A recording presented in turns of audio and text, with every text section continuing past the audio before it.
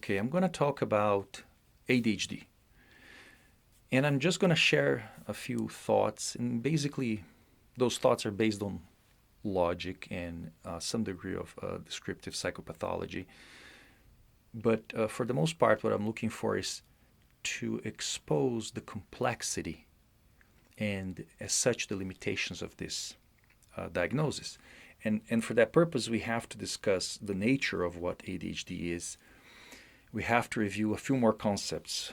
The concept of trait versus state, the nature and limitations of syndromic diagnosis, which is a kind of a common theme in this podcast, the concept of behavioral function, and finally, the concept of predictive positive value. So again, basically my goal with this conversation is to show this is really not a simple thing to do, making diagnoses like we have been making. So the first thing then we have to talk about is what is the nature of ADHD? We're talking about a disease or a syndrome. And it's an easy way to say is that probably we should drop the D at the end of it, because disorder, it's some people believe it's an equivalent to disease, and apparently, even though DSM is a collection of syndromes, the word disorder continues to be used. We have absolutely no evidence of a brain pathology associated with the topographical description of ADHD. There's no disease. There's no deficit. We're really talking about something else. We're not talking. We're just describing a presentation that turns out to be a problem. Some authors, I believe, and I may be interviewing one of them very soon, describe ADHD as a mismatch between personality traits and the environment. Which I think is a much more intelligent way to describe it. But at the end of the day, ADHD, or maybe ADHS, attention deficit and hyperactivity syndrome, is a syndrome because we don't have any biological underlying process that could be called pathological.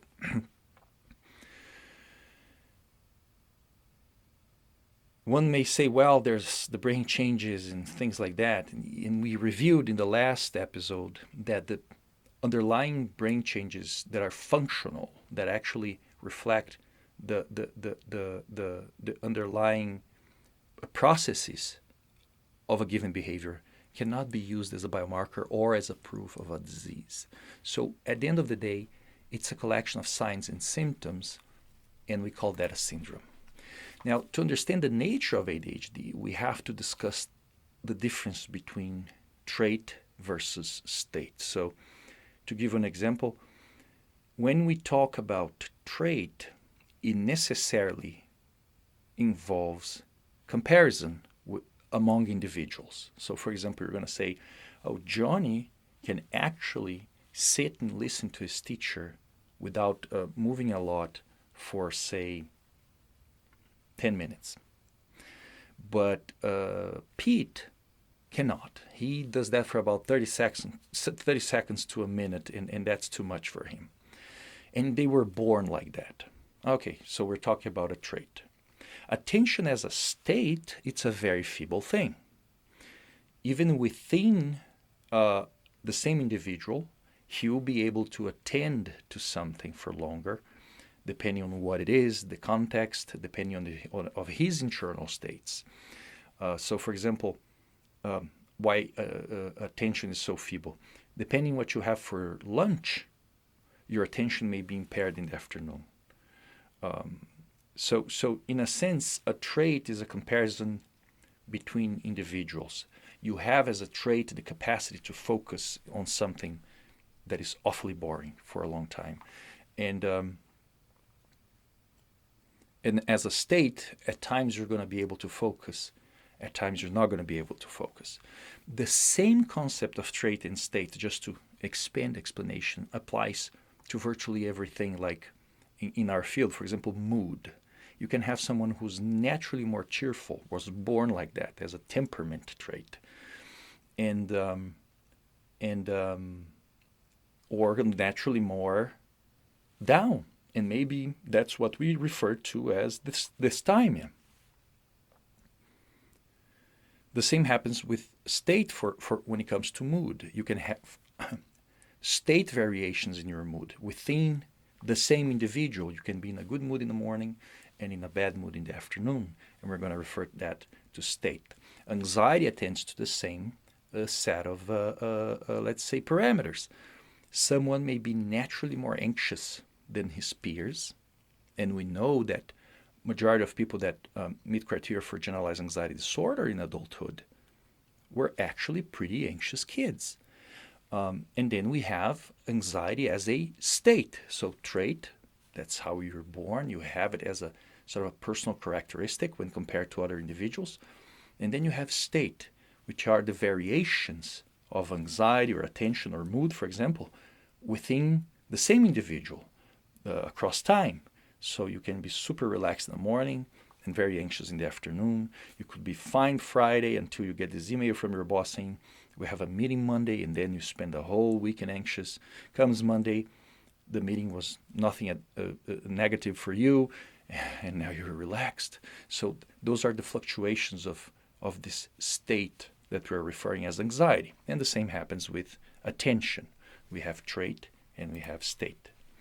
Now, how those things affect the diagnosis itself. So our syndromic diagnoses have a lot of limitations. If you take DSM, how were the symptoms clumped together for DSM? It was literally a few meetings where people would just sit and talk about it and share their impressions, and some diagnoses were included in the DSM after a phone call with between the guys involved in the process, and one researcher here, one there. The criteria were like pretty much tried to be put on paper based on abstraction and logic. We didn't have a lot of data to put that. Some of the results, to give you an example, poor sleep and hypersomnia, either or, right? Very poor sleep or sleeping all the time, are separate as symptoms from fatigue and lack of motivation. And if you think that they are completely directly related, it's kind of silly that they would count as different symptoms. Make sense? So, yeah, you're not sleeping, you're going to feel tired and with no motivation. If you're sleeping all day long, you just can't really get out of the bed because you're struggling with hypersomnia, which is one of the symptoms of the major depressive syndrome. Then, yeah, you should also say I have no energy and no motivation. Why would we call those things separate presentations if they're clearly related to each other? Another limitation we have for the diagnosis of ADHD or ADHS is that, especially when you're talking to adults, which is the latest fever in the field, which is adult onset ADHD, and we're going to cover a little bit of that here, is that we don't have, when you're talking to an adult in clinical practice, in sort of a real contingencies, we don't have any access to their academic life, the reports from their teachers. We only rely on their memory, which is a natural limitation of syndromic diagnosis. Syndromic diagnoses are also subject to multiple types of biases, for example, availability biases. If you're looking for something, most likely you're going to see it, because we saw in previous episodes, and you know this very well, that there's a huge overlap of symptoms between the different syndromes. So if you see someone who cannot pay attention and is restless, you can think of generalized anxiety disorder, you can think of major depressive disorder, you can think of bipolar, you can think of ADHD. Whatever you're thinking of is going to pop in this diagnosis at the end of the day. We call that availability bias. That's how also advertising from pharma influences the diagnosis we give and possibly the medications we choose. We also have an expansion of diagnosis from a syndromic perspective, right? Because they are desirable. So you take, for example, we talk a lot about stigma in mental health. And I see a lot of people, there's a lot of posts on LinkedIn about stigma, Facebook about stigma, companies talk about stigma. I don't see it. I really, I'm going to tell you one syndrome that may be stigmatized is addiction to porn. No, not a lot of people talk about it, and we know the numbers are growing. Not a lot of people talk about schizophrenia. So this is what we're seeing. We have some diagnoses, and go ahead, hate me if you want, that are glamorized, okay, because they're highly desirable. We all fall short when it comes to our own expectations. It turns out life is pretty difficult. Then you're not the person you like to be when you turn, like, for example, my age, 46. I'm not quite where I dreamed to be. Just an example. And I'm struggling with my things. Well, it will be really freeing if I have a diagnosis that justifies my shortcomings. It really lifts the weight from my shoulders, the responsibility that I have. Now, diagnoses that remove the responsibility of people are highly desirable. Okay? They're also desirable, ADHD specifically, because the treatment is a self-reinforcing agent, is addictive, right? But we have an expansion not only of ADHD, we had an expansion of bipolar. We have now, apparently according to CDC reports based on claims, we have one out of 10 people, 1/10 of American population is carrying a diagnosis of bipolar now. Because of the misunderstanding, the efforts that we saw in previous episodes to expand the diagnosis, and it's welcome. And then people say, well, but Rod, we're having more diagnoses of bipolar because of the awareness, because of the access to treatment and access to professionals. It just happened to the desirable diagnosis, ADHD, bipolar, and surprisingly enough, autism spectrum disorder also suffered a huge expansion with the concept of spectrum. When the concept of spectrum was added to autism and Asperger's. Now,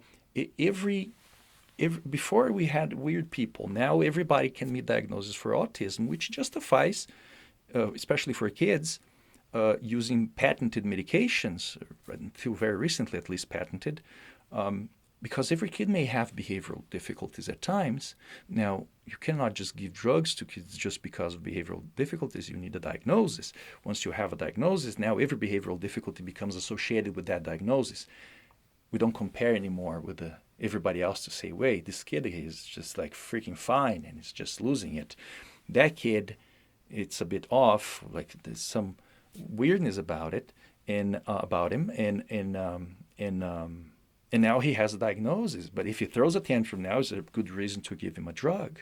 And that way we go about hurting people and giving medications that have mortality rates associated with its use that are higher than the mortality rates associated with whatever diagnosis we're giving by suicide. Fair? So ADHD also suffered a huge expansion. We may be in like 7 or 8% of the American population with it. Suspecting is going to reach the 10th very, very, very quickly. And again, that expansion didn't happen with schizophrenia. And that makes me suspicious of the expansion being a result of more access to treatment or any related argument like that. So because ADHD is this highly desirable diagnosis for different reasons, the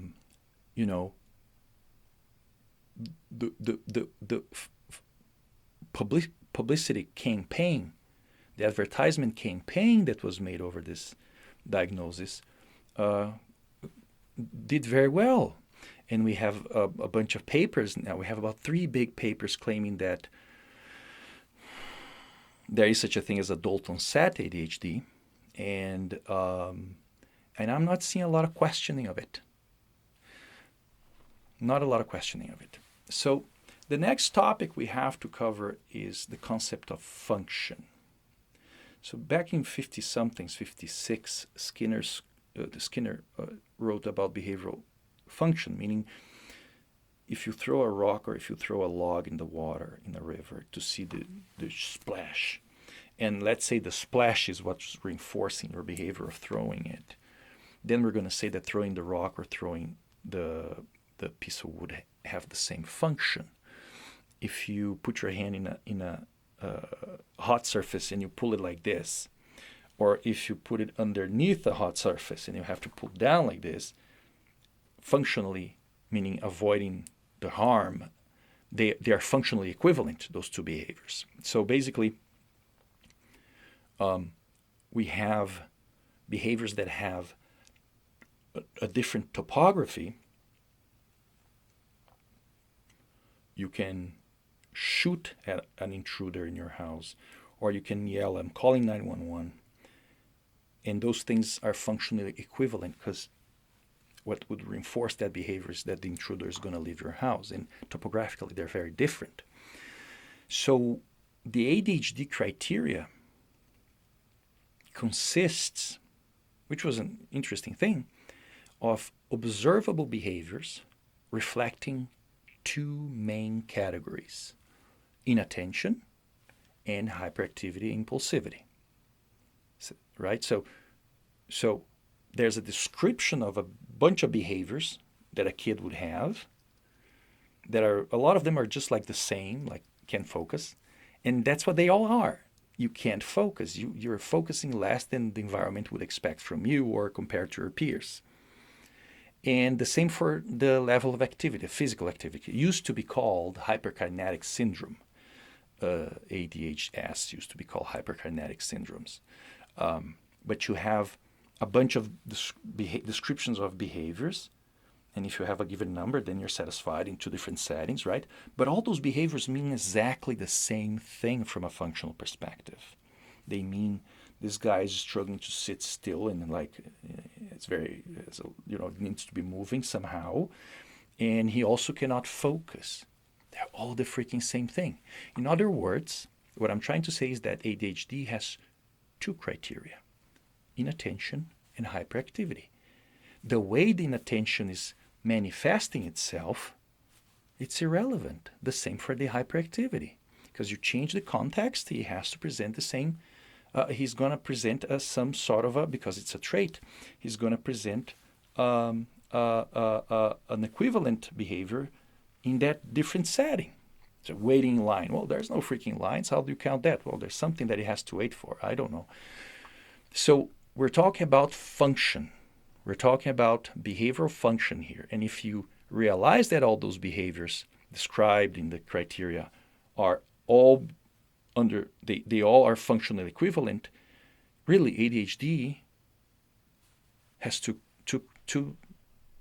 symptoms, so to speak: inattention and hyperactivity. Now, the problem with that is that, let's start with inattention. Inattention is not at all exclusive of ADHS. Take, for example, the book Symptoms-Based Rate. So symptoms-based rate is this, it's a pretty cool reading. I usually don't recommend because it's a very nerdish level kind of reading, but it's a collection of tables where the authors were so kind as to take all possible papers they could find where they had people being compared to controls. So people that would have a diagnosis of ADHD, they wanted to know what's the percentage of those folks that have hyperactivity. What's the percentage of those folks that have inattention? What's the percentage of those folks that also have low mood? So it's a very interesting reading. So if you take that those two boxes. One is a symptoms-based rate for different health problems, and the other one is just a small one for controls, just control groups that they scrutinize from different papers. And when you ask the question, how exclusive of ADHD is inattention, the answer you have is, based on those the published papers, we have up to 60% of people with ADHD or ADHS. Gotta train myself to say it just for the sake of consistency. Up to 60% of patients will report difficulties with attention. And then we have 34% of patients that meet criteria for GAD or GAS having difficulties with inattention. So we have 60% in ADHD, 34% in anxiety. Normal controls, people that don't meet criteria for any diagnosis, any syndromic diagnosis, according to the same source, 20%. So there's 2 out of 10 people out there that don't meet criteria for any diagnosis. And if you ask, how is your attention? They're going to say, it's not good. It's not good. But then you're going to say, okay, but so here what we're seeing is that in the attention deficit and hyperactivity syndrome, more people will complain of inattention than in anxiety syndromes, only 60% versus 34%. Fair. But then comes the concept of predictive positive value. The total prevalence of ADHD versus the total prevalence of GAD or GAS versus the total prevalence of normal, no diagnosis at all, also counts to answer the question, how exclusive of ADHD is inattention. I'll put it this question a different way. If you throw a rock in a group of, if you put together 100 people and you throw a rock in some of them, and you hit someone that has problems with attention, most likely from a proportions perspective, that person has struggles with anxiety, enough to meet criteria for a diagnosis.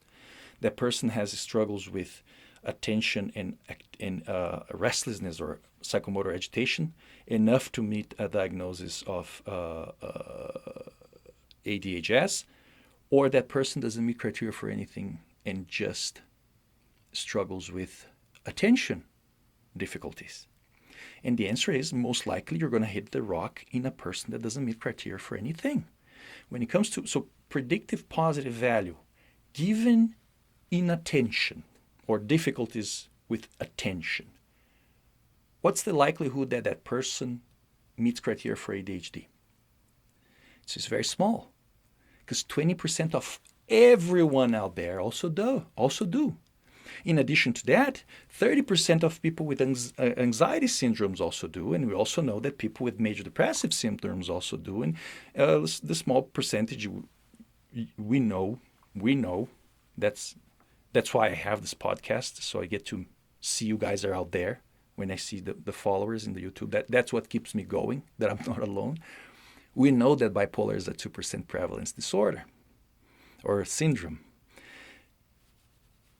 It's not 1 out of 10, right? But if it is 1 out of 10, we have inattention or distractibility as a part of the syndrome of mania, the manic presentation. So given the presence of inattention, our first thought should never be ADHS. Our first thought for any symptom we see because of the predictive positive value should be normal, until proven otherwise. How about restlessness? So for anxiety alone, we have 79% of people that meet criteria for some anxiety syndrome complaining of restlessness. And in normal controls, according to the same source, the book I mentioned, the symptoms-based rate, we have up to 30% of people that don't meet criteria for any diagnosis feeling restless. So given restlessness what's the likelihood that that restlessness means the syndrome of, without further discussion of the nature of what ADHS is. But let's say, what is the chance that we're talking about that? And the chances are very small.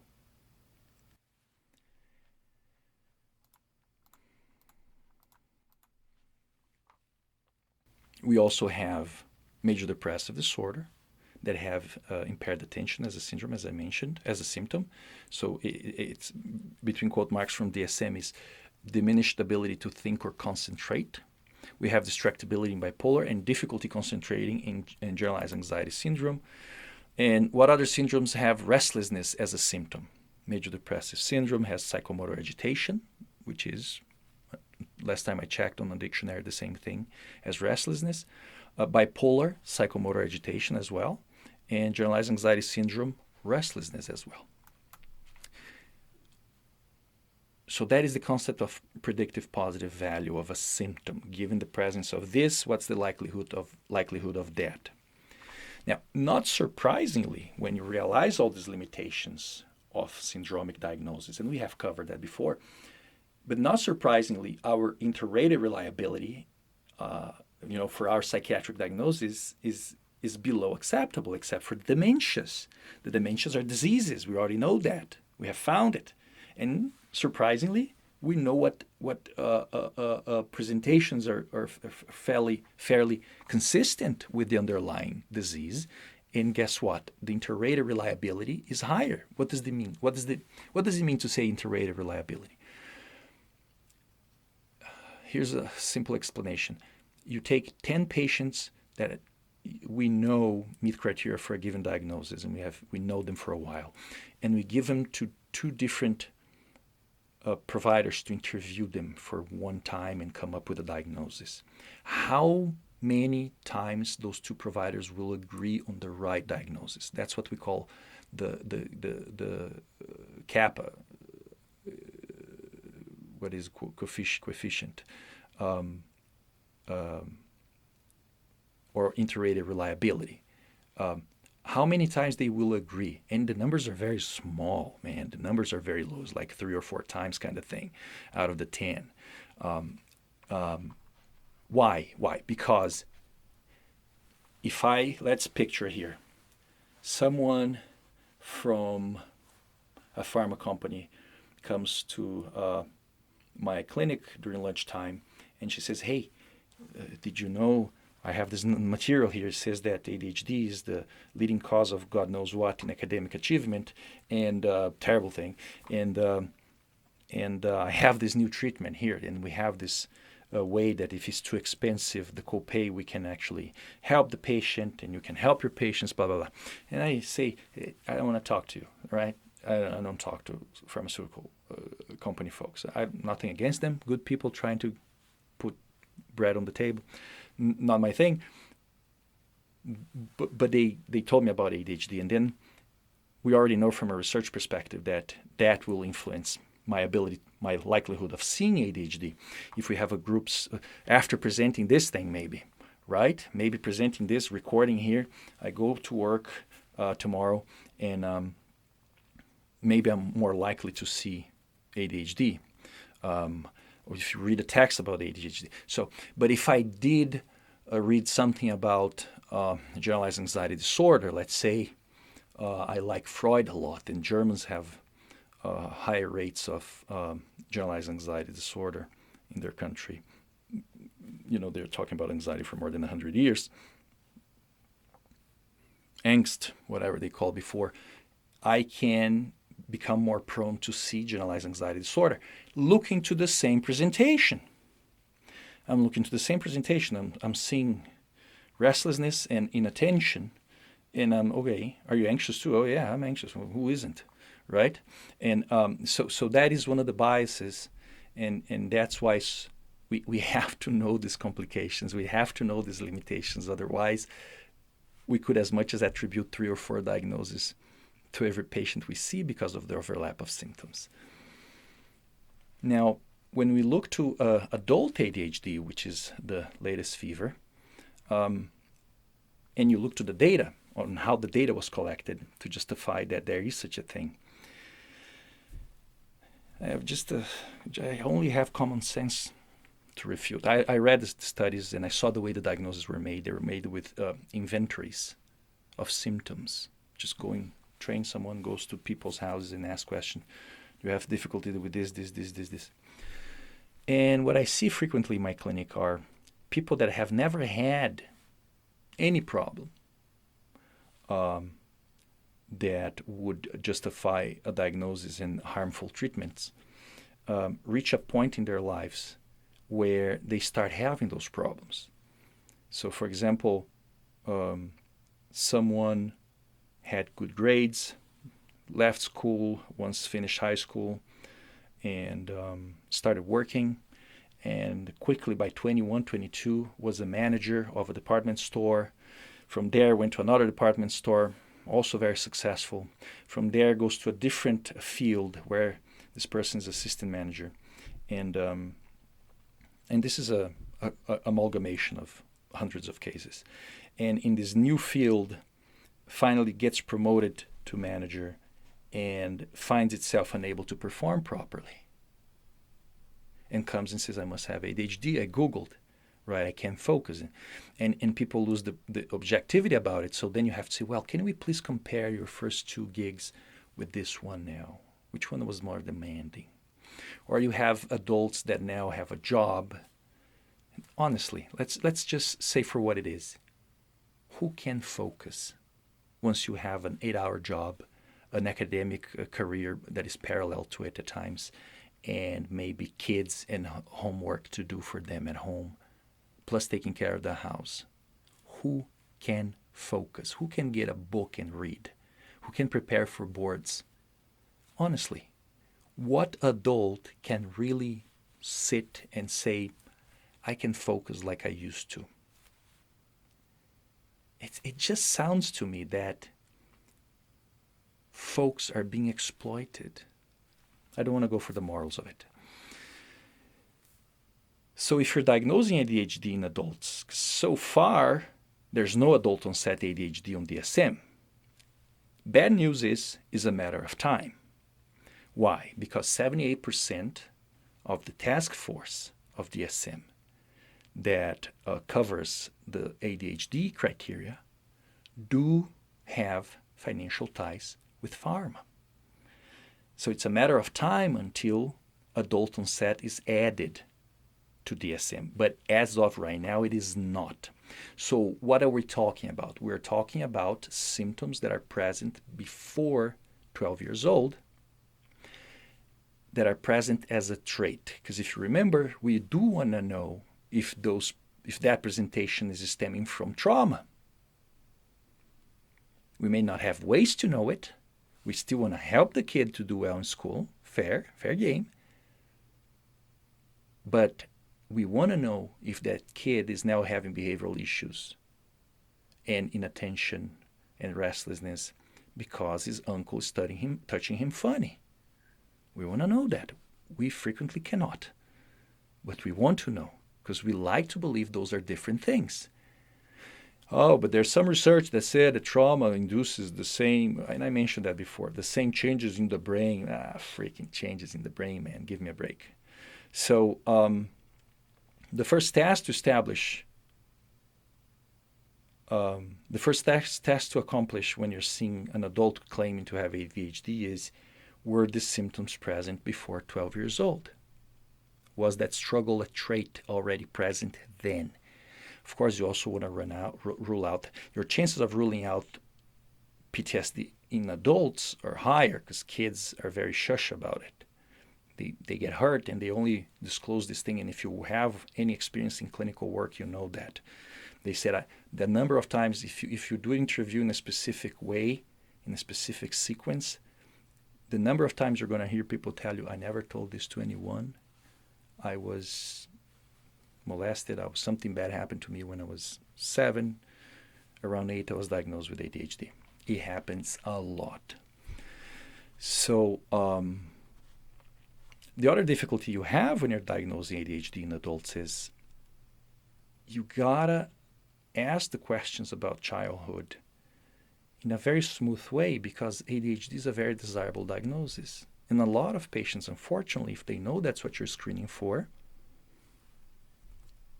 how reliable the answers can be.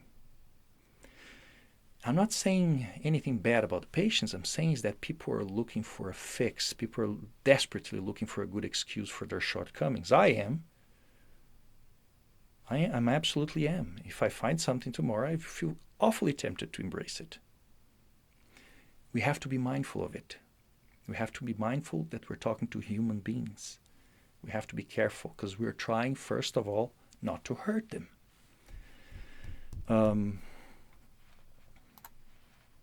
Of course, we have to rule out anxiety as a trait as well. Because someone's going to say, I was restless and inattentive since I was a kid. Is it possible to rule out anxiety as a trait? Because anxiety, feeling anxious impairs your attention, changes your focus of attention, so to speak. It's much harder to focus on details like reading. And you become more prone to focus on the big picture because of what anxiety does for us from an evolutionary perspective. And makes you restless as well.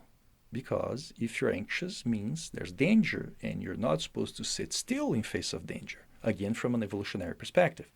And the same for a trauma. You got to try to rule out trauma. But doctor, and I hear that a lot, Dr. Nardi, or for the most part, Rod, his previous doctor diagnosed him with ADHD. Unfortunately, because of all the limitations that I'm presenting here about syndromic diagnosis, availability, pharma campaigning for the expansion of the diagnosis, we have a shortage of Adderall. Like how much Adderall can be made? A lot. We have a shortage of it. So the fact that someone have diagnosed them before, considering our low inter-rater reliability, should not mean a lot to us. To us. Myself and you listening to me now. Oh, we also had a neuropsych testing. Unfortunately, we call it gold standard, but neuropsych testing has no hallmark on an adult. You're not going to find any hallmark finding that is what we call pathognomonic, meaning if you have this, then you have ADHD. If you don't have this, you don't have ADHD, like positive predictive power, right? There's no such a thing. The neuropsych assessment, unfortunately, is subject to the same biases as our interviews. Why? Because they're looking for symptoms and signs that belong to a flawed syndromic diagnostic system. They are looking for symptoms and signs that fit in a flawed diagnostic system. So their biases are the same as ours. And then there's the family history part. Oh, but he has a family history. If you watch the last episode, the family history means zero. Why? Because we have had an expansion of the diagnosis. Having a family history, go back 15 years ago, saying my mom was diagnosed with bipolar disorder, that had a meaning. That had a meaning because it was before the expansion of the diagnosis. Now 1 out of 10 people have bipolar. What's the meaning of the family history of something? Same happened to ADHD. Nobody takes into account anything else. Even you're going to hear patients say, well, my mom or my dad was never diagnosed because in those days, but I'm pretty sure he has ADHD. Dude, if we follow that kind of lead, it means that all our training really added zero to our ability to make a diagnosis. Zero. And in fact, may have added zero to our ability to make a diagnosis. Why? Because now we know that whatever you're looking at your dad doing could be a result of many other things that would fit it better and hurt him less if we were to go in that direction. Remember, it's a syndromic diagnostic system. It doesn't mean there's anything wrong with someone. We may be talking about traits, we may be talking about circumstances. That's not reliable anymore. When we used to have more weight to help us make clinical decisions. Nowadays, it means nothing. It's really declining. The importance of family history, we continue to collect, we got a bill and other things, but the importance of family history is declining quickly, very quickly, because everybody has a diagnosis now. It used to mean something. Then we come to the treatment, and overall, there's a split in our field. What should be the first line of treatment? Let's say you're talking to an adult or a kid, doesn't matter. What should be the first line of treatment? And some professionals will tell you stimulants will be the first line because of the results, and non-stimulants will be the first line for others because of the side effect profile and all the complications and death and vascular events and addictive potential of ADHD, of stimulants. So I have a series of questions to help guide our thinking in that regard. So, and I may not have an answer, but I just have the questions, and you can reach your own answers. And again, feel free to email me, info@nepmi.org, and say, Rod, you're not considering this. Someone may say, well, why start with stimulants? The diagnosis of ADHD, we already have a paper, I don't remember the author, saying that adds no quality of life to teenagers' life, as so many times were claimed as an excuse to treat them. Diagnosing ADHD and introducing medications have no measurable impact on quality of life measures. So let's go this. So what should be our first line of treatment for someone who tells a convincing story of having inattention as a trait since childhood, now as an adult, trying to make do, right? Because I'm willing to help these people. But considering that we don't know what ADHS is as an entity, we don't know what that is. It's just a collection of traits that, for now, traits that we're born with, structural things, so to speak, constitutional ones, but its likelihood is DSM is going to change that. So we don't know what ADHDS is. We don't know what it is as an entity. We don't know what we're treating other than the presentation. Considering the overlap between generalized anxiety syndrome, major depressive syndrome, and ADHS, considering the overlap of symptoms between those things, right? The risk associated with stimulant treatment, tolerance, dependence. You guys have stories like this every day. I started with 5 milligrams of Adderall. It was great, doctor. Within a month, I had to increase to 10. Within a month, to 20. Within another month. And then people are coming to you with freaking 72 milligrams of Concerta divided in 2 doses plus 20 milligrams of Ritalin in the afternoon, asking for extra 5. Why? Why is that? Because that's what the brain does. It tries to bypass this damn thing. And that effort to bypass this has feedbacks that we don't know, feedback mechanisms that we don't know. The brain tries to bypass these medications, and that's the mechanism of addiction, because once you remove that, everything is out of whack. Considering that when the medication is not fixing any underlying disease mechanisms, there's no deficiency of dopamine, all right? There's no deficiency. Let's forget about it. That was not confirmed. Forget it. There's no such a thing. We're not fixing anything. We're patching this individual so he copes with life. I'm all in favor. And then considering principles of medical philosophy, right? Treatment cannot be worse than the problem, and you don't do something that you don't know what you're doing. Meaning you can do something if you're sure the benefits going to outweigh the risk. Does it, considering all those questions, does it make sense to start with a stimulant compared to alternatives? And if it does it make sense, considering tolerance and a reduction of response with time, does it make sense to prescribe it chronically as opposed to task-oriented, as opposed to picking up a few days of the week where you take it? Those are questions. I don't have the answers. The tougher days of the week regarding what you see in school, that's when you take. The other days you don't take, so we can be sure that within a year the same dose is still going to cut. Email me your answers. I do not know. I know what I do, but what I do is I do something called shared decision making. I explain all these things to my patients. I review all the side effects, and I offer the treatments. And surprisingly, once I started to do that more than a year ago, nearly 2 years now, no, 2 years now, patients started to decline treatment over and over and over and over and over. Once you do an informed consent, things are very different. Once you explain the reasons why you're not sure someone should take something or why you wouldn't take something yourself, patients behave really, really differently than what they have been until they talk to you. And then we have further questions with the use of stimulants that about patients with substance use disorders. And there's a few studies trying to claim that